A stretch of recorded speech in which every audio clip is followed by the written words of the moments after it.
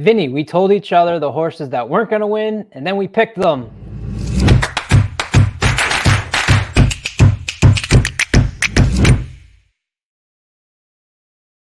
Welcome back to Trust the Profits YouTube page. I'm Colin Sheen. He's Vinny Blonde, doubling down with Colin and Vinny.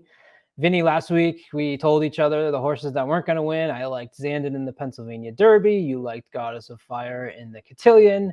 We both warned each other against it. Neither of us listened to the other, and we paid our lesson. Yeah. Goddess of Fire ran awful, like most people thought. And Zandon actually ran very good. He just ran into a buzzsaw, so at least that wasn't as bad of a pick. So you one up to me there. He ran much better than I thought he would, but still not a win.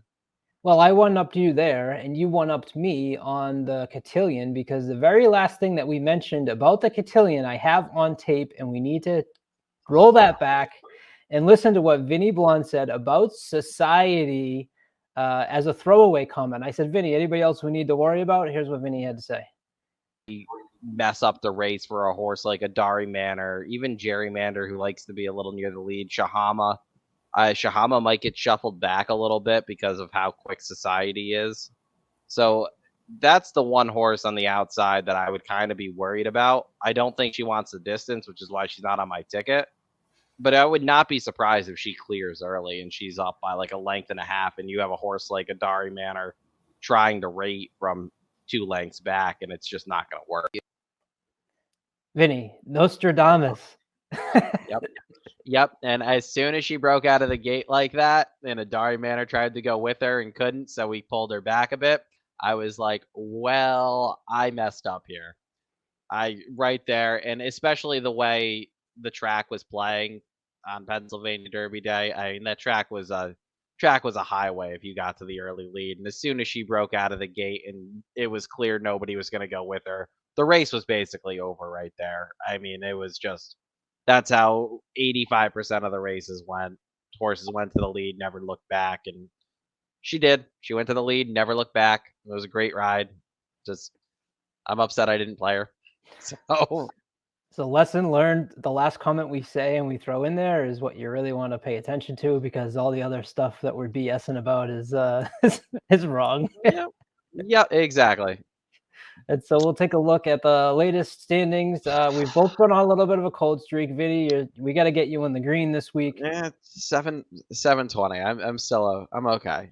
Yeah, I'm okay.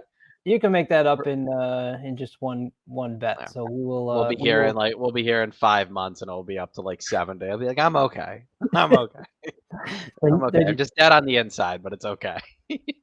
Then you'll just be taking some shots, and we'll go from there. So that's all good. So we decided we've really done a little bit of a around the world tour here. We finished up the Saratoga meet. We went over to Parks. We went to Belmont at Aqueduct, and we said, hey, why not continue this world tour and go over to Churchill Downs, who has some great stakes races this weekend. Race 9 and race 10 on your card. We'll start in race 9. It is the ACAC Grade 3. 1 mile for 3-year-olds and up. The big favorite I expect to be the number 1, Speaker's Corner. Vinny, did you like Speaker's Corner? I do. I still don't understand them trying to keep him apart from wow, what's his stablemate's name? I'm blanking on his Olympiad. They shipped him out west for the Pat O'Brien to keep him separated from Olympiad and the Jockey Club Gold Cup, which made sense. He's definitely like a one-turn type horse.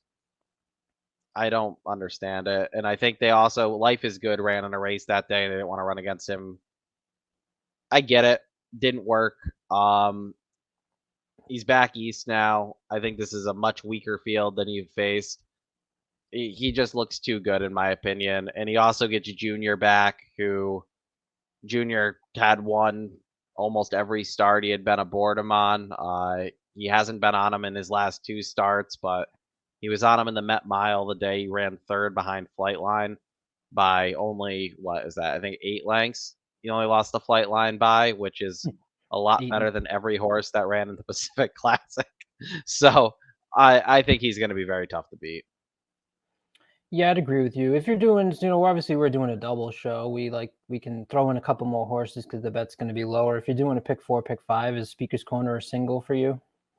No, he is not a single for me, and only because I think there's other horses in the sequence you can single. Um, I also don't think he's a stone cold lock here because there is other speed in here. But if you wanted to single him like on like a $5 ticket or something like that, I think you definitely could get there on a single. I just don't think he's a stone cold lock like he's been in some of his races in the past, especially coming off that subpar effort in the Pat O'Brien. Should get to the lead pretty easily, though. You got Injunction the 7, Twilight Blue the 10, who are probably your other threats for speed. I've said it on this show, when we start to go towards these stake races, I know that they're the one that get all the glitz and glamour. They're the ones I just really struggle with, as we saw last week, and I went 0 for 2 in my double with the Cotillion and the Pennsylvania Derby, because I just struggle with what to do with a horse like Speaker's Corner when you have a horse that you probably is going to be a heavy favorite. And then I'm always thinking, okay, well, how do I play the double? Do I single Speaker's Corner and then go thick in the next race? I love a horse in the next race.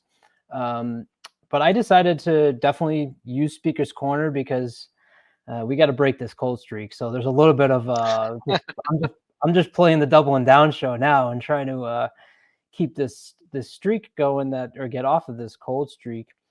I did include Folsom on my ticket as well. Brad Cox, Florent Giroux's back aboard. So one thing I'm paying attention to in these two races, right?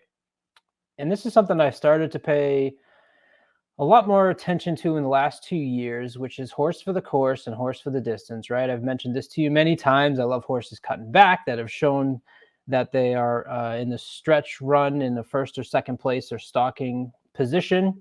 Folsom has shown that. It's raced longer than the mile, mostly at the mile and the 16th. But if you go back to that stretch, Call generally first, second, really within the lead there.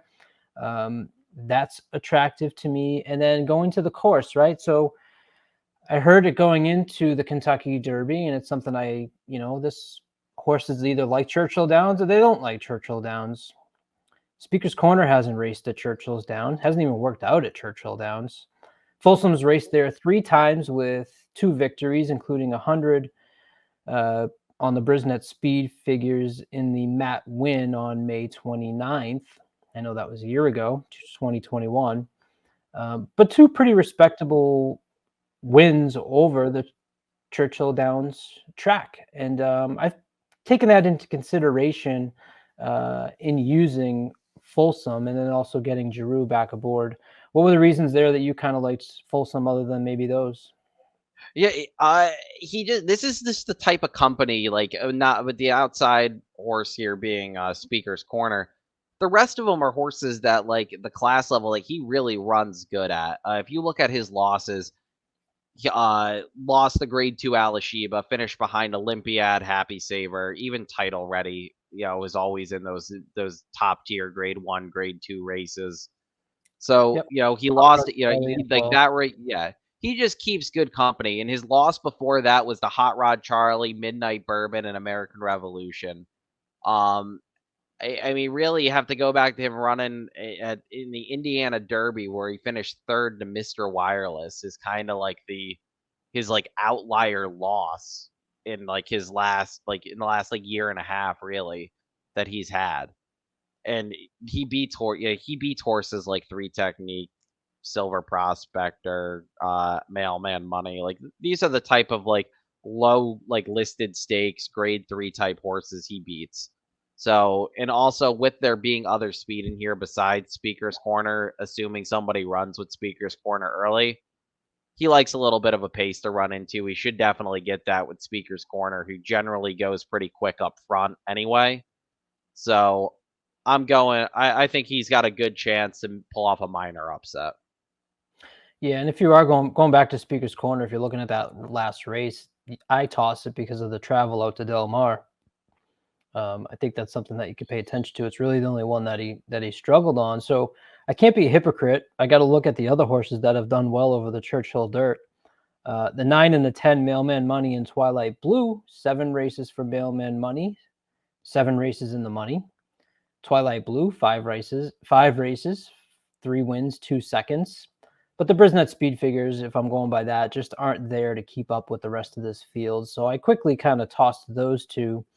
And I went a little bit wild here because when you get down to the 8 Senior Buscador, who Vinny told me before the show is his hot tip for the day. When I looked at Senior Buscador, I noticed that 0 on the Churchill Downs racetrack, right? It has a race there. The last workout, 5 furlongs and 58 seconds on September 21st over the Churchill Downs dirt, 1 out of 19. That workout just jumped at me. The trainer, this horse has been running out at Del Mar. They shipped him here, right? The trainer's 33% winner on the shipping out of 85 races, Todd Fincher. I really wish there was a better jockey aboard. Francisco Arrieta doesn't get the juices flowing for me. But the speed figure in the Pat O'Brien of 102 was enough to make me think, hey, maybe if this horse really does like this Churchill Downs dirt, maybe I can get the big price here and bring him in. But Vinny just told me I absolutely agree, and I love this horse too before the show. So why don't you tell me why you love him, Vinny? He ran in the Springboard Mile in 2020, and I don't need to. I feel like I don't need to elaborate more on this. He looked good. He actually, in a fantasy horse racing league I'm in with the racing dudes, he was the 4th overall pick in 2021, Senor Buscador, by my friend Aaron Halterman. And boy, he only he ran 5th in the Risen Star that year and didn't run in the single other race that counted for our league. So he just seems like a low grade horse. I get why they're trying to run him in stakes races. He's one of those horses that's probably too good to run at tracks like Lone Star and Remington in their like whatever they have for stakes races, because he'd be 1-9 and he would just beat up on those fields. So they're trying him against some tougher horses. He really needs like a perfect scenario though, in my opinion. They started slow in that Del Mar race, but they came home pretty quick there in the Pat O'Brien, which definitely helped him. He's going to need a very fast pace, I feel like, to have a threat to win. Now, I think he could finish like 3rd or 4th and round out your try and super, but I don't think he would be a threat to win, in my opinion, especially over a horse like Folsom. I'd even take a horse like Silver Prospector, who just kind of shows up every time over him. Well, I will also mention that in the Brisnet late pace of the last race, Senior Buscador is on the top of that list, including a couple 101s, 105s coming late. So I mean, look, I know this isn't my horse. This isn't the horse I'm putting on top. Yeah. But when I went through the field, and I did look into Silver Prospector, because one of the first things I like to do when I'm going through a field is look at lifetime earnings to see the horses that really jump out to me, right? And the first thing that popped was Silver Prospector, 1.2 million lifetime, right? So I went back and looked up Silver Prospector because I didn't see far back enough, didn't remember. This horse had won the Southwest Stakes, won the Kentucky Jockey Club, which is probably where a majority of that lifetime money came from.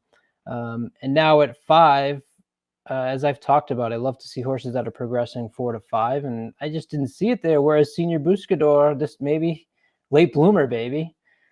He Late could. 4-year-old season. Yeah, And, he very well could be. And if he beats me, he's one of those horses. I feel like he beats me. He beats me. I don't see how he wins here over a horse like Speaker's Corner. But I mean, I was wrong last week. I can be wrong again. So he's definitely the horse though that like he's always over bet. I feel I don't have odds on this race yet. Do you?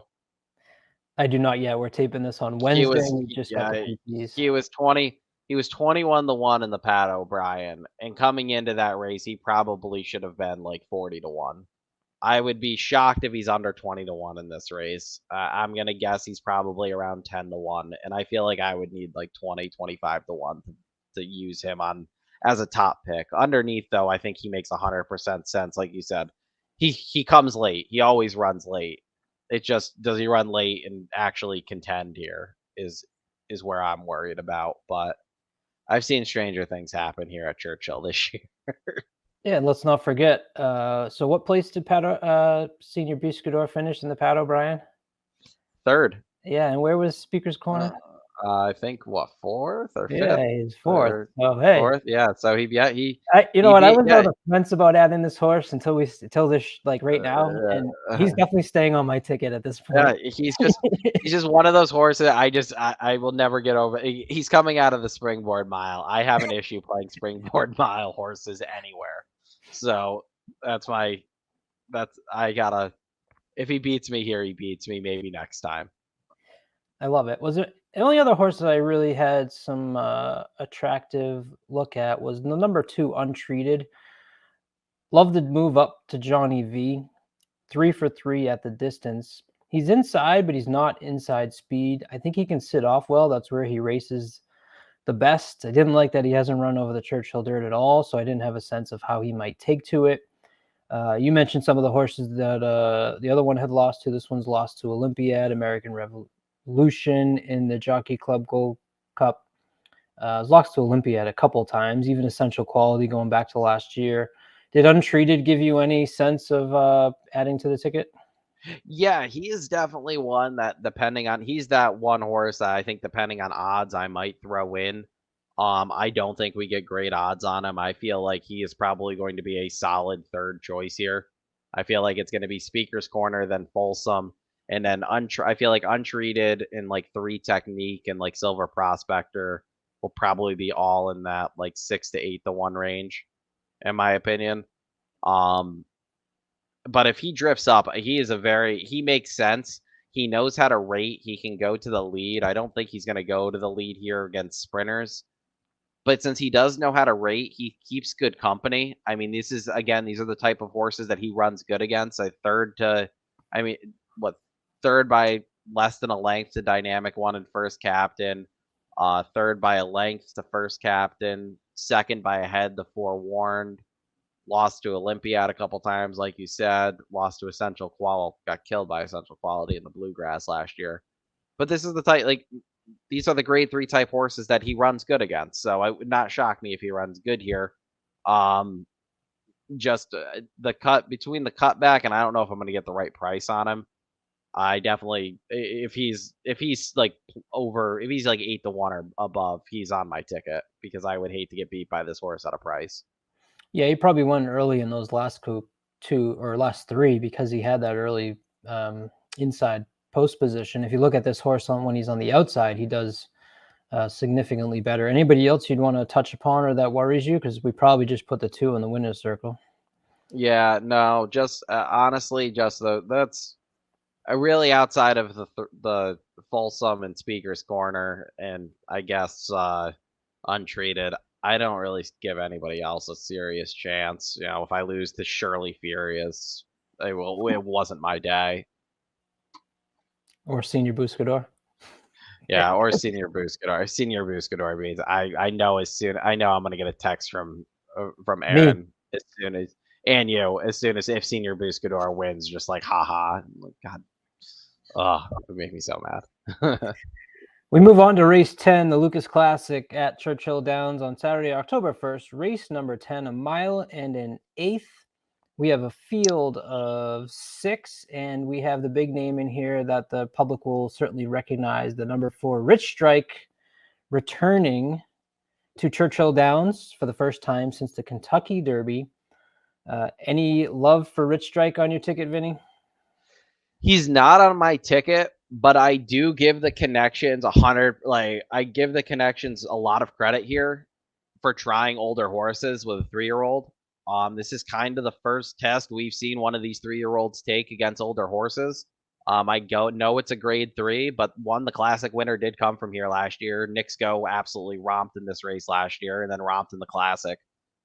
But this is kind of what I've been waiting for. I've been waiting for 3-year-olds to take on older horses before the Breeders' Cup, and we have one doing it. Nobody's in the woodward because nobody wants to run against Life is Good. I don't think anybody's gonna line up to face Flightline in the Awesome again if he goes there. So really, there's really no other spots for him. So I do give them credit that they're they're at least rolling the dice here with him. But this is a very tough field. There's some good horses in here, in my opinion. Yeah, I'd agree. I love Happy Saver. Happy Saver is kind of my. I stood next to you on the Whitney day and said if there's a horse to go underneath with Life is Good, I think that exacta paid like $16. I was like, that's the way to go. $10, Life is Good to Happy Saver, who Yep, ran a very game second. Hot Rod Charlie, I believe that day was he was he four to ran one. third. He ran third, Yep. but odds wise, you were getting much better value on a horse like Happy Saver. You look back on Happy Saver's last 3 races, he's lost to Life is Good, Flightline, and Olympiad. So, yes, I think you're going to give me a little crap on this horse doesn't win, but you got to pay attention to who he's been racing against. So he's got a lot of seconds. His last 5 races come in second place. But Happy Saver is really a horse that I'm attracted to in this race, and I was very tempted, and I may change the ticket before. I should take this ticker out because I may adjust this ticket. Um, I put Rich Strike on my ticket, and I did that last second as we were filling out our, we fill it out here, right? And I just talked about how much the Churchill Downs I kind of pay attention to. Rich Strike's at his home course here, right? Like you always have that analogy of, well, if these two played each other in a neutral field, who's going to win, right? Well, to me, Rich Strike's best performances are clearly at Churchill Downs. It was the only reason that you might have used Rich Strike on Derby Day was his 17-length win in a maiden claimer. And that is what makes me really think like, man, what am I thinking, right? Like the pace is not going to be what's going to happen on Derby Day with a field of 6. You're right that it's first time against older horses. He's not even close. Not, I shouldn't say that. He had a pretty respectable Travers.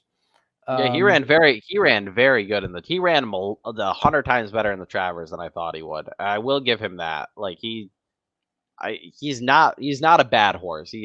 I don't think he might be the one hit wonder in terms of actually making the winner circle.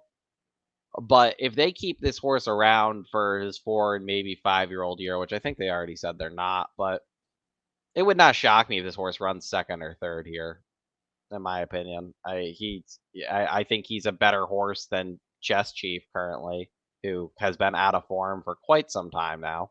oh, for sure. Um, so I think he belongs in this race. I don't think I don't think it's a stretch here to go with him, but the price is gonna be like the killer, I think, on him. And I think And I you said that love after. Happy Saver as well, right? Yeah, I like Happy Saver. I can't single him though.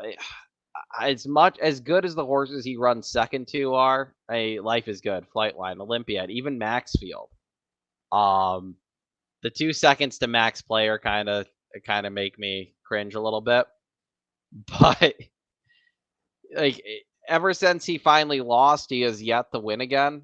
He started his career 5 for 5, and then he's dropped his last 6, I believe. Well, 1, 2, 3, 4, 5. Yeah, he's lost his last 6 since starting his career 5 for 5. I would love for this to be the spot for him, and he's on my ticket because I think he is.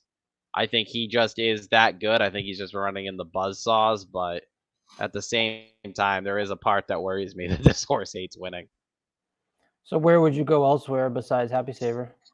I'm gonna go with the other horse who seems to have a problem winning as of late in Hot Rod Charlie.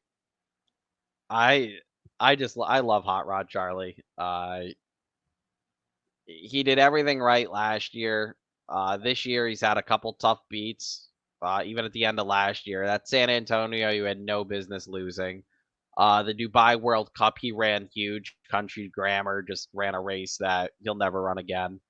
The Salvatore Mile Mind Control ran an absolutely ridiculous race to beat him.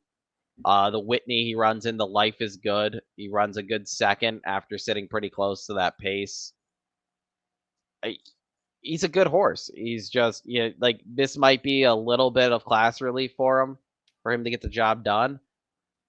I hate that Pratt's not on him, and I wanted to single him, and I hate that Pratt's not here. So that's why I'm using 2 here.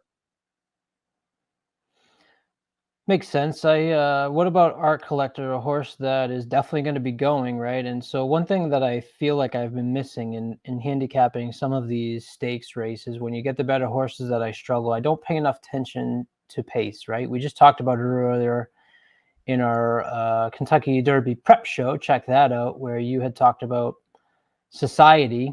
Sorry, that was on this show, wasn't it? I'm getting Yeah, it confused. was. It was on the show. Yeah, so You it happens talked when we about do too many shows. Society taking early speed, and if it clears and gets away, then could take it. Our collector's a little bit of lone speed here. Obviously, Charlie's not going to let him go wild. Yeah, Um, I actually don't think he is lone speed, and this is my issue with Art Collector, mhm. is that he beat the race. Basically, the last couple years with Art Collector, they have taken the path of least resistance to the Breeders' Cup, and then they try him in the Breeders' Cup, and it doesn't work. He is. Out. I just don't think I never thought he was fantastic. He wins even you go back to 2020. He wins the Bluegrass, then they send him to Ellis Park Derby. He wins the Ellis Park Derby. They throw him in the Preakness, runs terrible. Breeders' Cup Mile runs terrible. I won't even count the Kelly's Landing or whatever it's called there. He had an awful start and was done. But then they run him in the last year they run him in the Aladar. They ship him to Charlestown for the Charlestown Classic. He wins the Woodward over a field that really wasn't good. It had Maxfield in it, but that field really wasn't good. They send him to the Classic, he gets burned. This year they send him to Saudi, he gets destroyed. And then this year so far, they run him in the Aladar and they run him in the Charlestown Classic again. He is just like anytime he goes up against any horses that like have a legit grade 1 talent, he just falls apart. I I think you have two in here with Happy Saver and Hot Rod Charlie. There's my note exactly. Yeah, yeah, competition. Competition with a big question mark. Yep. Because I felt the same way that you did, which is who is he really beaten? He's Yeah. gone off and kind of made it easy on his way, not only to get to the Breeders' Cup, but Mhm. going to Charlestown for the Classic, and I guess went to Saratoga and got a win over Mass K Parade and Chess Chief, who we just talked about, out of form, and we're not really big on. So I agreed on passing on Art Collector. He wasn't Yeah, someone that was big on and my he's card. I mean, yeah, and there's nothing wrong with, horses doing that. It's, like somebody's got to win those races. He's one of those horses that unfortunately is stuck. He's somewhere between like a high-end grade 3 and a low-end grade 2 horse.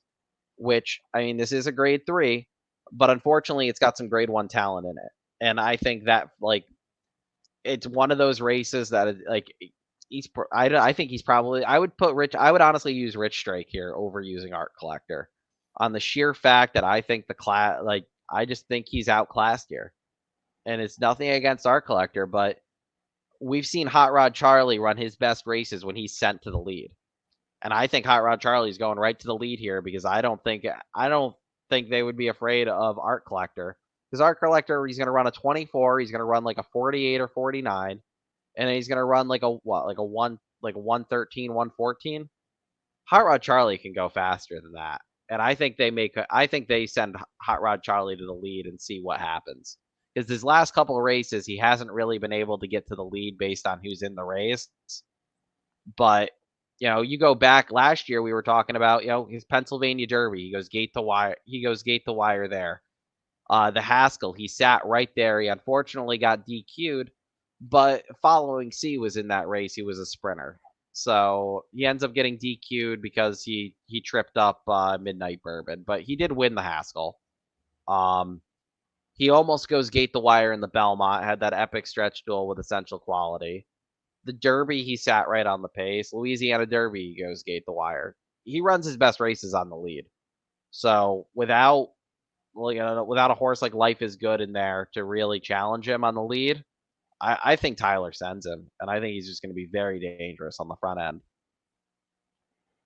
He's the one I'm worried about. King's Fury has the heart tug for me. I had him in that Lexington last 2021 at an 18-1 price. He was a horse that I love. So whenever I hit someone like that, he's always kind of the one that you're thinking about. But just really hasn't shown or done enough of recently. Maybe in too deep as well. But I got a little heart next to King Fury because he's one of those ones that I'll kind of always remember for that day, where I remember vividly nailing him in that Lexington. If it's raining, if the track is sloppy here, I will use him. It's the only time I will use King Fury is if it's a wet track. He's only had it twice. And he finished third. He finished third in at Keeneland last year, to Independence Hall and Code of Honor, who are also two horses that one are just outclass him, but two absolutely love the slop. Yeah. But he's bred for. This horse I think really benefited that Lexington day from the slop, but I think he's one of those horses. I feel like one of these days he's going to catch a stakes field at the right price, and it's going to be wet, and he's just going to romp because he really seems to really like running in the mud. So I don't know if it's supposed to rain at Churchill though. So it's going to rain in Florida, I'll tell you that much. Yeah. Hopefully, watching some of those images today, everybody is evacuated as they should have and is safe, because I don't say that in jest. I know that it's a very serious situation down there. And my prayers go out to them and to those in Nova Scotia as well. I have a cottage up in Nova Scotia and many family members up there. So we've kept in touch with them. And I hope all of you down on the southeast are doing okay. Our tickets are there across the bottom. I'm going to keep my ticket as it is. I'm really not jazzed on my Rich Strike. I think you've talked about Hot Rod Charlie being strong, but I'll let you stick with Hot Rod Charlie. I'm going to just play that angle that maybe Rich Strike is just a Churchill horse, and that is where he does his best running. Maybe our collector tires out Hot Rod, and Rich Strike comes up and catches them, and Happy Saver gets his second place finish for the 18th time in a row. Oh my God. It'd be so hard. The worst part is like you really hope a horse like Hot Rod Charlie. You honestly hope like a horse like Hot Rod Charlie or Happy Saver or Rich Strike win here. I mean, Rich Strike will probably go to the Classic no matter what, but like without a win here, I can't imagine either Happy Saver or Hot Rod Charlie trying the Classic against a horse like Flightline. And Life is Good is entered against nobody in the Woodward, so Life is Good is going to win his last prep going into the Breeders' Cup too. So I find it hard to believe without a win one of those two would actually go. So I kind of hope one of them do win, because I'd hate to see this as the dirt mile field. I really hate the Breeders' Cup Dirt Mile, but that's in reality that's kind of what this is probably shaping up to be. Is these 6 with a couple others added for the Breeders' Cup Dirt Mile, in my opinion. Speaker's Corner, maybe? Yeah, then you have a horse like Speaker's Corner who is either going to go to the sprint or the mile, and if he wins, he'll probably go to the mile. So it's the 2 monster horses have kind of thrown a big wrench into the Breeders' Cup Classic for a lot of horses. The Flightlines. But the winner came from this race last year. There's no Knicks going here this year, but you never know. So Vinny goes Speaker's Corner and Folsom in the first leg with Happy Saver and Hot Rod Charlie. I go 1-3-8 with Rich Strike and Happy Saver. I'm not jazzed about Rich Strike. I am jazzed about Happy Saver. I really think Happy Saver is the way to go if you're going to single him. And in this double, that would probably be what I would do. That's where I went back and forth on. Don't forget to check out, we've started a new show, Kentucky Derby Prep Briefing. It's all here on the YouTube page. Check out Matt DeSantis, who's bringing you excellent coverage on all the win in your ins up to Breeders' Cup. We are pumping it out every day. Any last words there, Vinny? Nope, I'm not doing that again. I'm not jinxing myself again here. Senior Buscador.